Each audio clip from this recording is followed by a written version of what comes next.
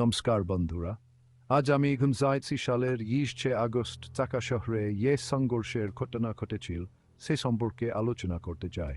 সচিবালয়ের কাছে ছাত্র ও আনসার বাহিনীর সদস্যদের মধ্যে সংঘর্ষের সময় ৭০ জনেরও বেশি আহত হন। এটি কোনো হাঁটায় সংঘর্ষ ছিল না, এটি ছিল দীর্ঘদিনের উত্তেজনা এবং অধিকারের লড়াইয়ের ফসল। তাহলে কি এই তীব্র সংঘর্ষের সূত্রপাত করেছিল? এটি আসলে আনসার সদস্যদের দীর্ঘদিনের দাবির সাথে সম্পর্কিত। তারা চাকরি স্থায়ীকরণ এবং বিশ্রাম ব্যবস্থা বিলুপ্তির জন্য বিক্ষোভ করছিল। বিশ্রাম ব্যবস্থা অনুসারে চুক্তিভিত্তিক কর্মরত আনসার সদস্যদের প্রতি ৩ বছর পর ৬ মাসের বিনা বেতনের ছুটি নিতে হয়। এটি দীর্ঘদিন ধরে তাদের কাছে কান্ঠার মতো বিরক্তিকর ছিল। আনসার সদস্যরা সচিবালয়ের কাছে সমাবেশ করার সময় ছাত্ররা তাদের নিজ বিক্ষোভে যোগ দিতে জড়ো হয়। তারা আনসারদের বগুড়াচারী শক্তিকে সমর্থন এবং নিপীড়নের হাতিয়ার হিসেবে কাজ করার অভিযোগ আনে।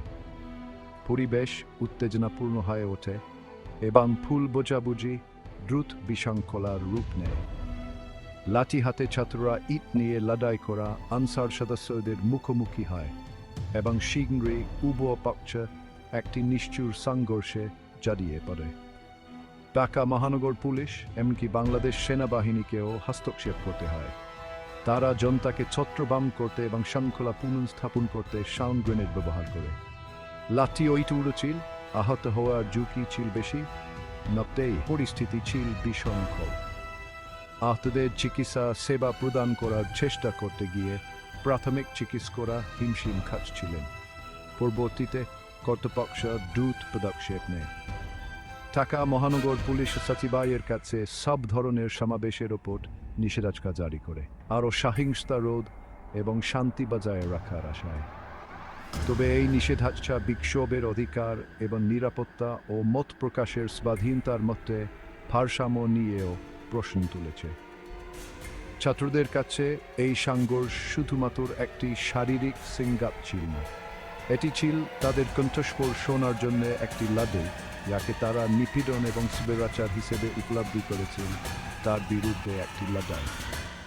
তাদের ক্ষোভ শুধুমাত্র বর্তমান সম্পর্কে নয়, ভবিষ্যৎ সম্পর্কেও ছিল। এখানে তাদের অধিকার এবং স্বাধীনতা সম্মানিত হবে। অন্যদিকে আনসার সদস্যরাও সমানভাবে ন্যায্য বোধ করছিলেন। তারা তাদের জীবিকা এবং যে ব্যবস্থাকে তারা অন্যায় বলে মনে করত তার অবসানের জন্য লড়াই করছিল। উভয় পক্ষেরই তাদের অভিযোগ ছিল এবং উভয় ন্যায় বিচারের আশায় ছিল। আমরা যখন ভবিষ্যতের দিকে তাকাই, তখন সংলাপ এবং বোঝাপড়ার গুরুত্ব মনে রাখা আবশ্যক। সহিংস সংঘাত শুধুমাত্র আরও বেদনা এবং কষ্টের দিকে নিয়ে আয়। যদি আমরা স্থায়ী পরিবর্তন আনতে চাই, তাহলে আমাদের যোগাযোগ, আলোচনা এবং একসাথে একটি উন্নত ভবিষ্যৎ গড়ে তোলার উপায় খুঁজে বের করতে হবে। নিরাপদে থাকুন, সচেতন থাকুন এবং মনে রাখবেন যে আপনার কণ্ঠস্বর গুরুত্বপূর্ণ। তবে আসুন এটি বিচতার সাথে এবং শান্তিপূর্ণভাবে ব্যবহার করি। দেখার জন্য ধন্যবাদ। আরও আপডেটের জন্য লাইক, শেয়ার এবং সাবস্ক্রাইব করতে ভুলবেন না। পরবর্তী ভিডিওতে দেখা হবে।